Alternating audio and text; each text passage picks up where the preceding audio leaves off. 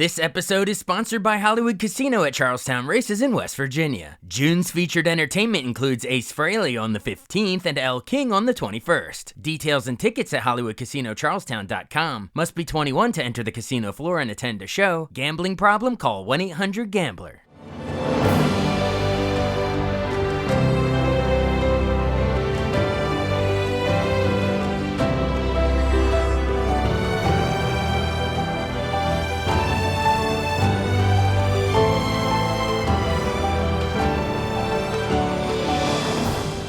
Welcome to the newest episode of Beyond the Fame with Jason Fraley. I'm your host, Jason Fraley, picking the brains of the top filmmakers, musicians, and artists of our time. World music icon Angélique Kidjo performs live with the National Symphony Orchestra this Wednesday night at the Kennedy Center in Washington, D.C. She joined me to preview her African symphony, as well as discuss her journey from West Africa to Paris to become an international music star, including 5 Grammy-winning albums. Hey, Angélique Kidjo. Hey, thanks so much for joining us on WTOP in Washington, D.C.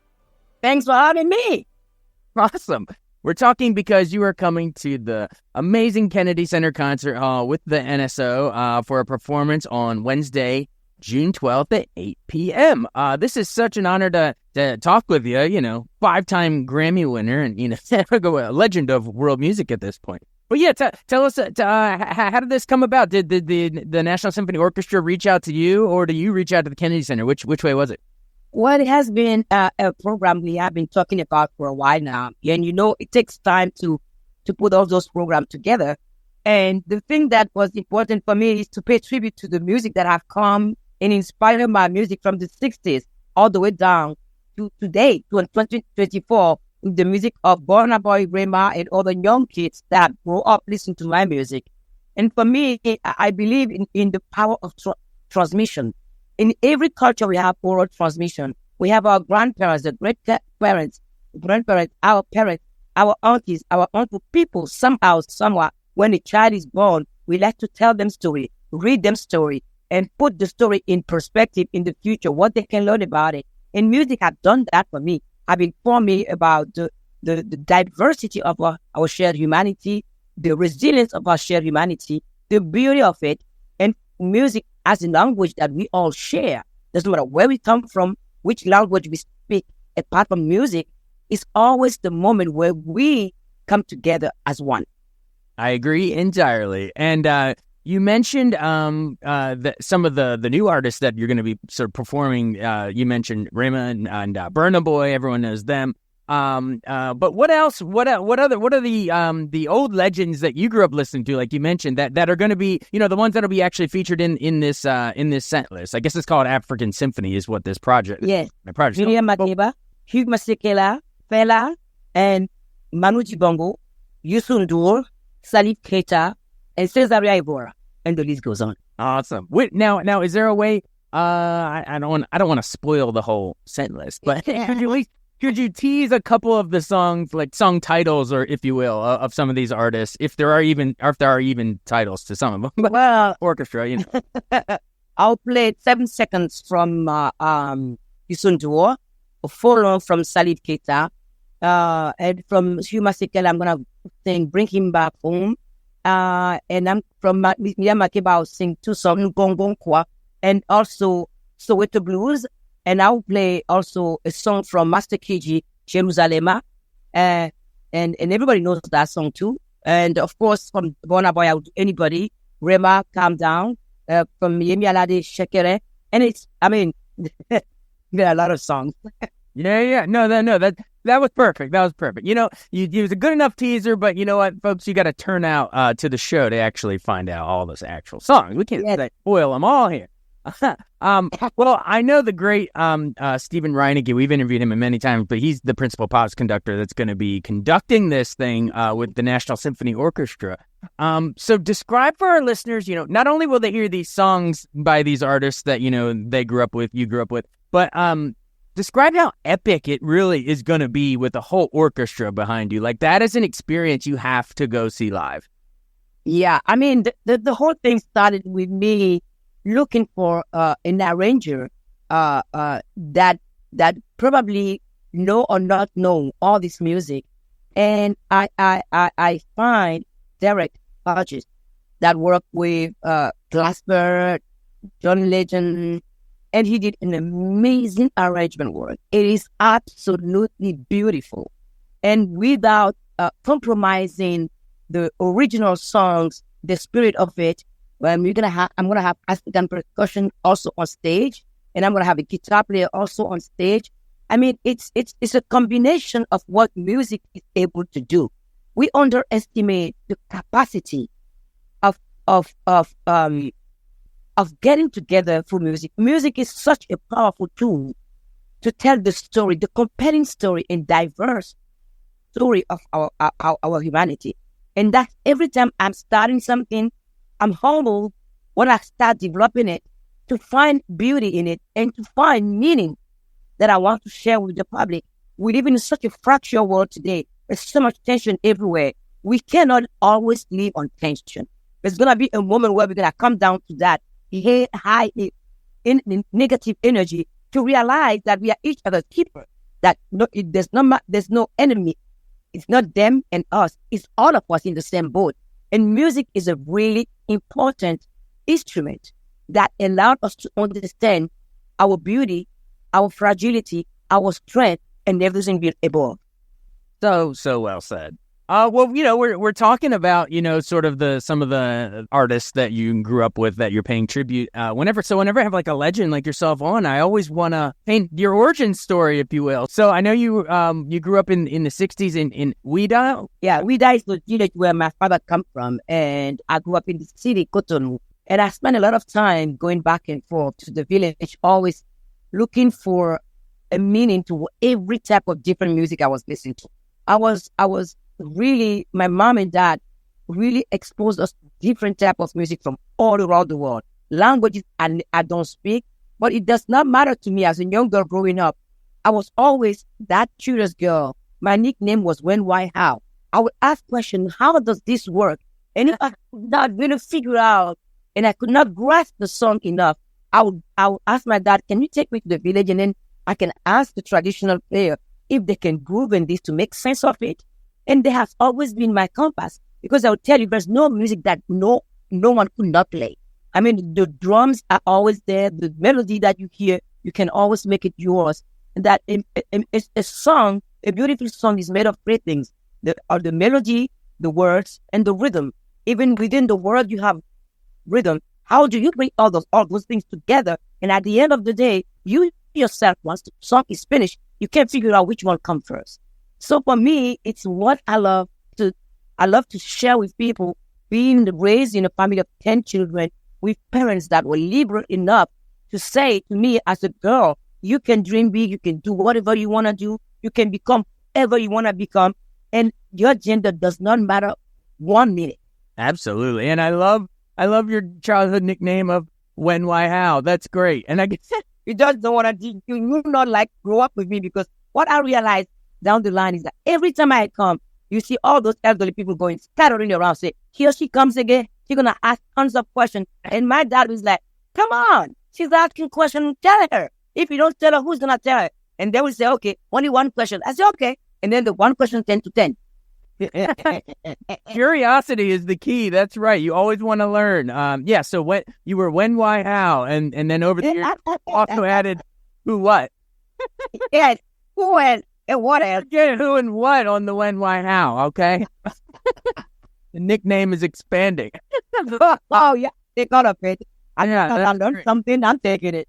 That's great. Hey, you know what? That's what we do in my world too. We ask questions, right? In these interviews. We're all the who, what, when, where, why. Well, the thing is, if you don't ask questions, how do you know? You just pretend you know, but most of the time, the quid pro quo and the problem of fight and all that kind of stuff is that because we didn't ask the question, what do you mean by that?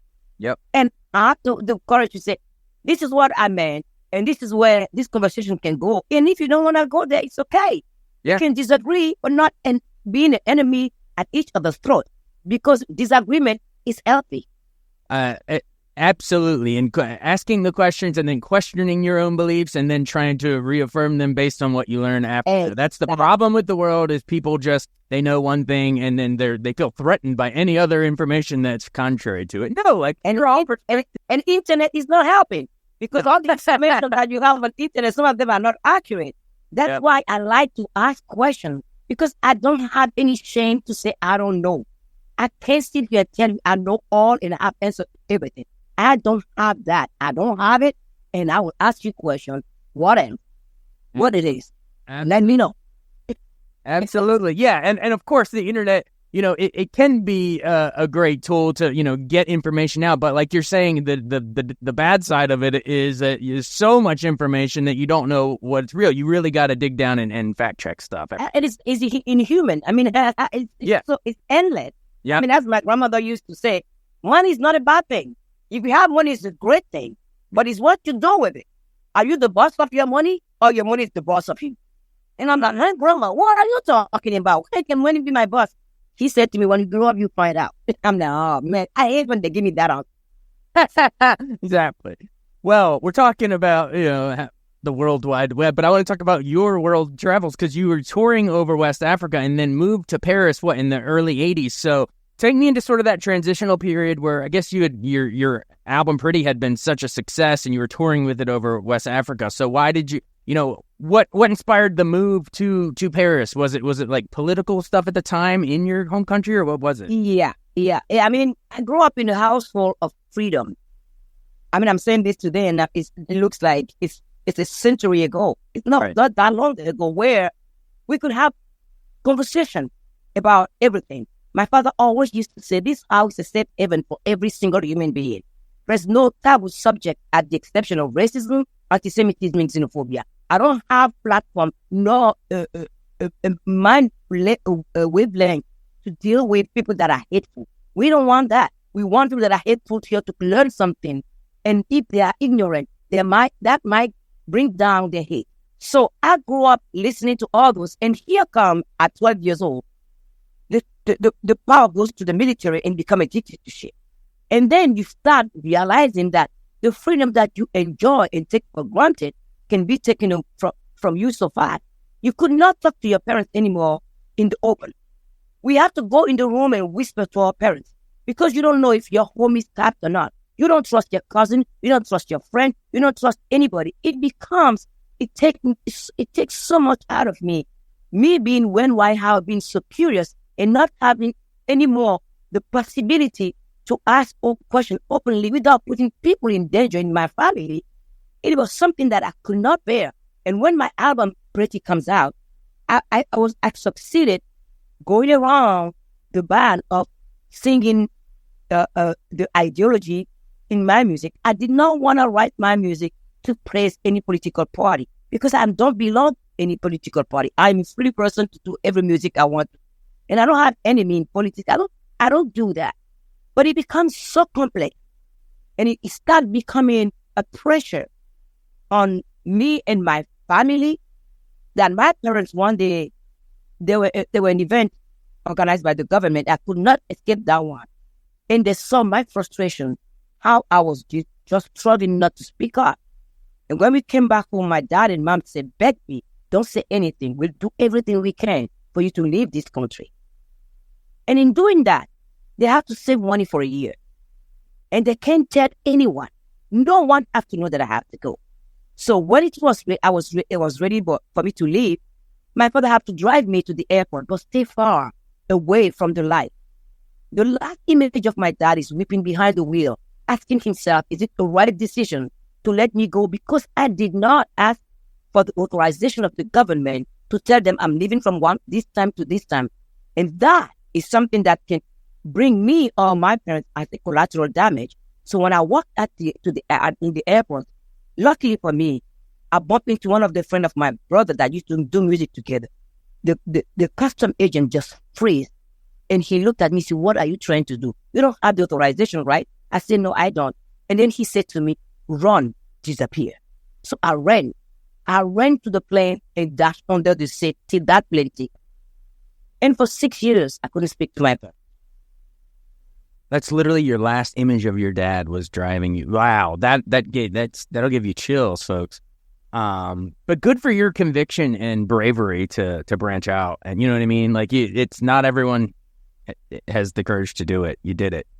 I have to for the sake of my parents, for my own sake, and for my passion for music, because I could not Even if I put myself to think that I could do it, I could not.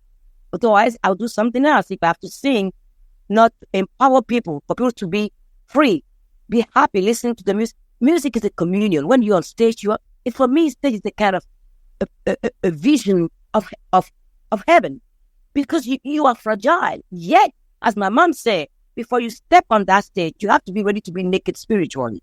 It took me years to understand that you have to be in the vulnerability. As love is, you have to be vulnerable when you're loving somebody. You have to give it all. Even if you're hurt, it's worth it. So when you're on stage, it's a mission of love. It's a mission of sharing your talent and your passion with the public. And they give back. They give back so much that it nourishes you to continue waking up every morning and every day to go through the headache and the hecticness of airport and jet lag. Yeah.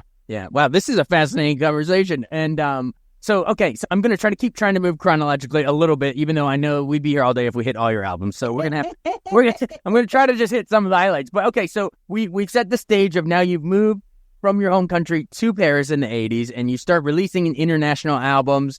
Forgive me if I pronounce this wrong. Is it Paraku and Lugozo? Where you're starting to work. So you're starting to work with even some American artists like Miami Sound Machine's drummer and Rafa Marsalis, stuff like that. But I would say your big, I don't know, breakthrough, if you want to call it, here in the States was David Z with Prince's Paisley Park Studios in Minneapolis, recording IA in '94. Yeah. So that gives you your first Grammy nomination. So memories of just working on that in the legendary studios where Prince is a rock god, but working on putting that album together. Remember, it's great. I mean, it's amazing. You're talking about it. I'm having flashback because my daughter was born 10 days before I get back. 10 days after my child was born, I was already in the studio and I was still first year. So I have to find a babysitter. So the babysitter of David Z was the one taking care of my child when I was singing.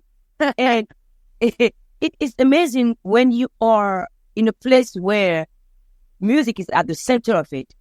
There's a kind of emulation for you to deliver. I don't know if you understand what I'm saying. You have everything at your disposal to do music. It makes it even more complicated, more difficult. Because it's so easy, you could fake. But the challenge is to challenge yourself to deliver because of the place you are and because of the person that owns that studio. That is a great artist. So with David Z, we work really great. We have fun. For me, music and food is the same thing, pretty much. So if a good cuisine, I'm in. So you need a good chef and you need the right ingredients in this. Oh yeah. If my mouth is watery and my stomach is syrup, oh man, you see me, I sing for hours. That's all I do. And basically, that album have a song called Agolo, and we did the video in France. And that video was nominated. That's my first nomination at the Grammy. Again, I was in the same company of Rolling Stones, Pet Shop Boy, Jurassic Park, or all of that. I'm like, I don't care if I don't win. Made it all the way up there. I'm a good company. That's all it is. In it already, for me, it was the Grammy. To be competing with such great musicians and great bands, I'm like, dude. Oh, yeah. Because you probably heard, Rolling Stones growing up overseas. Yeah. Excuse me. All of them. Beatles, all of them. And the thing is, I didn't speak good English till I get to high school, right? So I be singing James Brown. I don't care if it sound like English. I didn't care. Otis Redding, all of them. Sometimes I made up my own words, and my mom would be sitting down looking at me, belting it out. I got dreams. I'm like, and so what is I got dreams? So I got dreams, and I learned after that. I don't care. I would love this song. I would sing it. I love it. So in a way, that kind of helped you learn English a little bit, I guess, Oh, I want up your own words too. I'm telling you, I wanted to learn English so bad because of James Brown, because of the rhythm. I am a rhythm freak. I swear, I have perfect rhythm, and I'm like, what kind of language is so rhythmic and so fun and so cool and groove like that? And the brother said, it's English. I'm like, well, you're speaking English in this country. I don't hear that. I'm going to be James Brown when I grow up. And I would tell my mom, look at me. When I grow up, I'll be James Brown. And my mom's like, no, you ain't. I said, yes, I am. No, you ain't. I said, why are you trying to crush my dream? And I went to my dad. I said, Dad, Mom don't want me to be James Brown. And my father said, Mom was said, that's a discussion you got to have with your mother. And I'm like, something is cheesy about this thing. You know what? I'm glad I love these stories because you know what? It is James Brown is universal. It doesn't matter what country you're in. When you hear get up is a universal language. Get on the scene. Yeah, get on the machine. Get on. The first time I spoke with James Brown, get this. He starts speaking, I can't understand anything. And I started going, soul power, soul power. And he was cracking up laughing like crazy. He said, that's how you want to play it? And then he started doing, let's get you in the top. I said, no, I'm going, let's go to the bridge. That's the conversation, baby. That is great. And you know what? By the way, Chadwick Boseman, rest in peace, the King of Wakanda, was an amazing James Brown in that movie. Unbelievable. Yes. I'm telling you, we did a show together, actually. We did a tribute concert put together by Christian McBride at the Hollywood Bowl. And he was there. And I was singing Cold Sweat, Say You Laugh, I'm Black and I'm Proud. And I asked him the place. I'm like, come on, man. Everybody got to say, I'm Black and I'm proud when I ask you. I don't care what skin color you have. I don't care where you come from. Just answer. I said, say it loud. It was that. I'm Black and I'm proud. I'm like, that's what I want. And I feel good. I'm like, we got to finish it out. I'll go. So good. So good. I got in you. All right. That's universal as well. Wow. Yeah. Awesome. It's free. It really is, man. Music. This is what music's all about. I love it. All right. Well, I'm gonna try to again. We can't go through all of them, but let's hit your 5 Grammy wins really quick. So, Jin Jin, I guess was the first one that you won for, right? In 2007? Yeah. All right. Let's rapid fire them. I'll throw out the 5 Grammy wins, and if you could just because I don't want to keep you all day. You've been great. Jin Jin was an album that was really interesting to do because I did it with Tony Visconti. And Tony Visconti, when we start working, I told him, you know what? I want everybody in the same room. We cannot rehearse all the song, and I want to cut the song with all the band in the house. Yeah. And then he said to me, I haven't done that since the 60s. I said, I don't care. That's where it's going to go. I hate studio, so you got to make it really enjoyable for me. So he set up a Casbah at the Electric Ladyland. He put all the land there. It was fun as fun can be. And I brought the percussion player from Benin, and he was looking at me like, percussion from Benin? And he discovered so many percussion. And the smile on the face of Tony Visconti was already a Grammy for me. We had so much fun doing the album. People come in and go, Electric Lady. And then here come Alicia Keys coming to sing, and Josh Groban, and Santana, everybody. I mean, it just came in. I'm like, okay, that's it. And Peter Gabriel. So Peter was like, I'm like, hey, Peter. I called Peter. I said, hey, Peter, I sent you this song a month ago. So what's up, baby? Bro, come on. I'm on my song now. You're almost finished. And then you go, oh, so sorry, Angélique. I forgot. Well, in a couple of hours, I will send you my voice. I said, okay, I'm waiting for you. Within an hour, he sang his voice, and we all go quiet in the studio.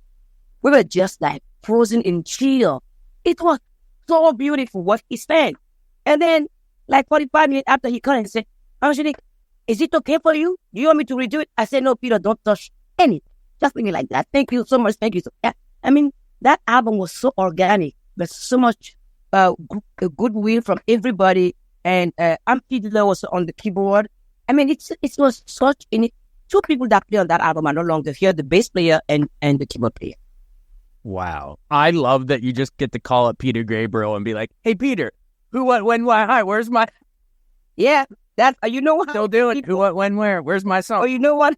You know how Peter present me when I'm doing the show? I was doing the show in Cornwall in England, and he said, Hey, ladies and gentlemen, I want to present to you a wonderful artist, but I warn you, Angélique, it's meant for breakfast.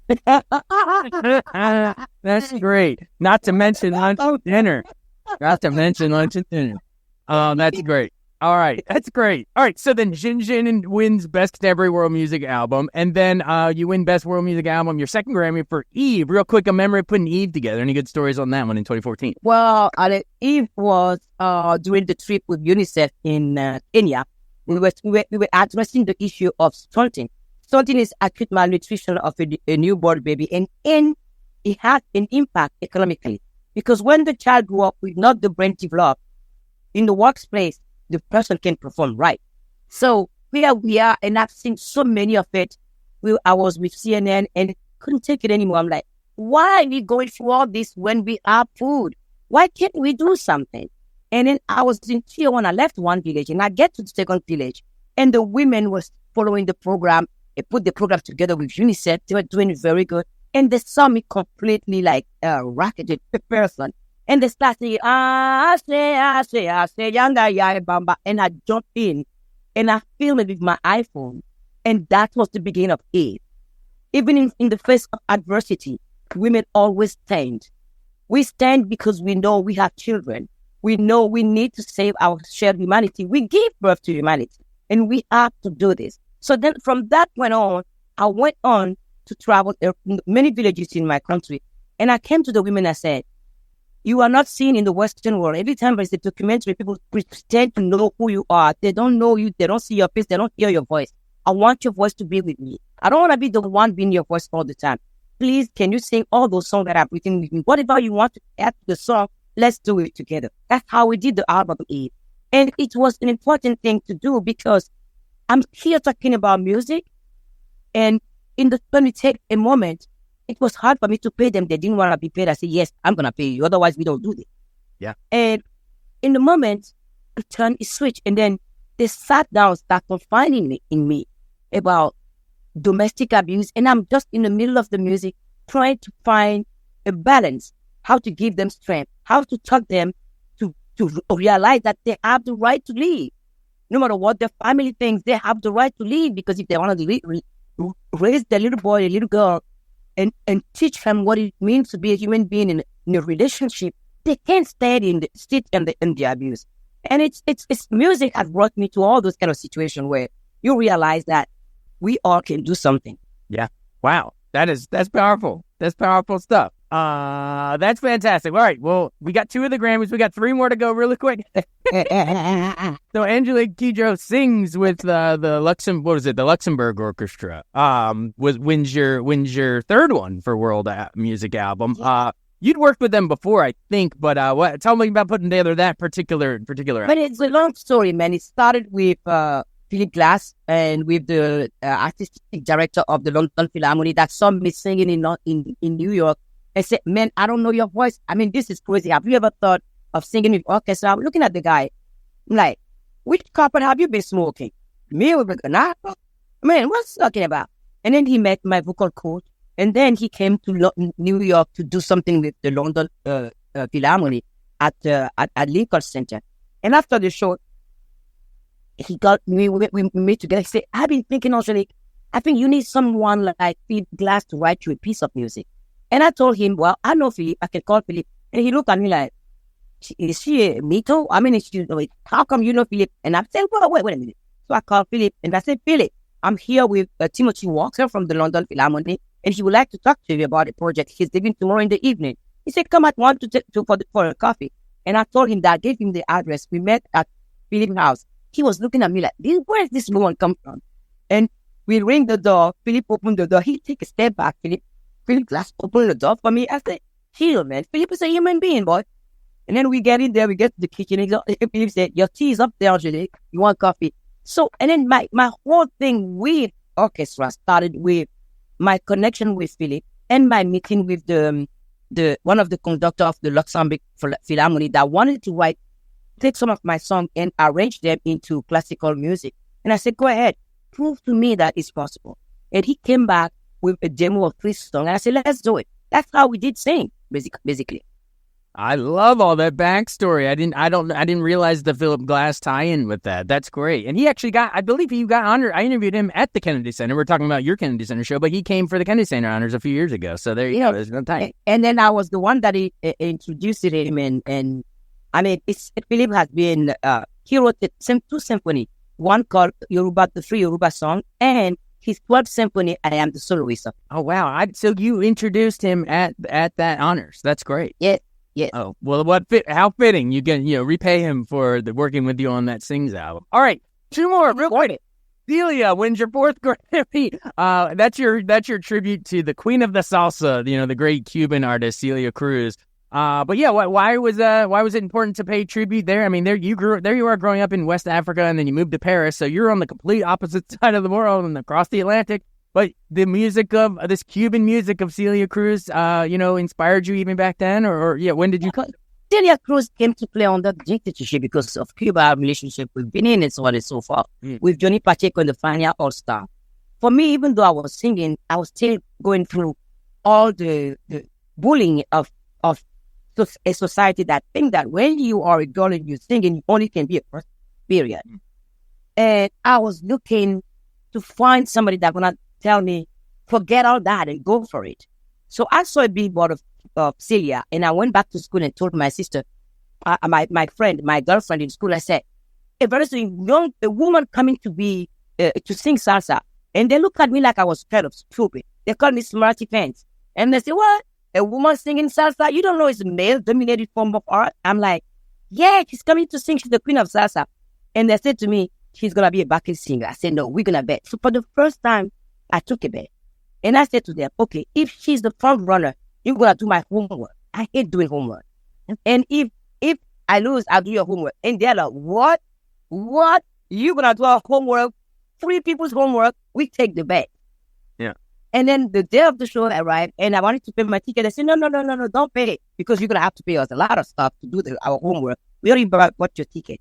So we walk into the room, the place where the concert were happening. And, of course, the opening guys were Johnny Pacheco, the other guys playing. And they start next to me looking at me with that smirk on their face like, you're going to lose, girlfriend. I'm telling you. I'm like, and I was sweating, bro. I was sweating like nobody else. I'm like, you're sweating like you were eating salsa. That makes me sweat. I don't look them now. I'm gonna die here. And then suddenly here comes Celia Cruz from the wind. She had a huge, something like feather. I mean, the hairdo was out of this world.